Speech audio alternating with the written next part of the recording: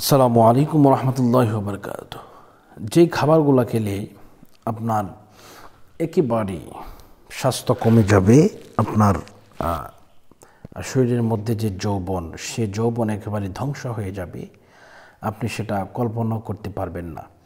তো এটি একটি মারাত্মক একটি বিষয়। আপনারা যদি না জানেন, না শুনেন, না দেখেন, তাহলে এটা আপনার জন্য বহু ক্ষতিকর হয়ে দাঁড়াতে পারে। তো আসুন, কোন কোন খাবার খেলে আপনার যৌবন একেবারে ধ্বংস হয়ে যাবে সে ব্যাপারে কিছু কথা বলি। এক নম্বরে হচ্ছে যে কোনো অ্যালকোহল জাতীয় কোনো খাবার, অর্থাৎ মদ। এই মদ যদি কেউ খায়, তার শরীরের মধ্যে এত বিশ্রী পরিমাণ কিছু বিষয় ঘটে যেটা আপনি কল্পনাও করতে পারবেন না।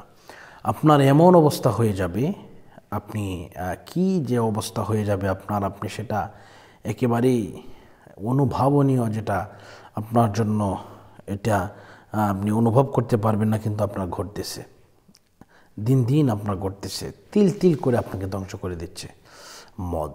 দুই নাম্বার হচ্ছে সিগারেট, বিড়ি সিগারেট, এই সমস্ত কিছু আপনাকে ধ্বংস করে দিচ্ছে। তিন নাম্বার হচ্ছে রাত জাগা, অনিয়মিতভাবে আপনি রাত জাগতেছেন।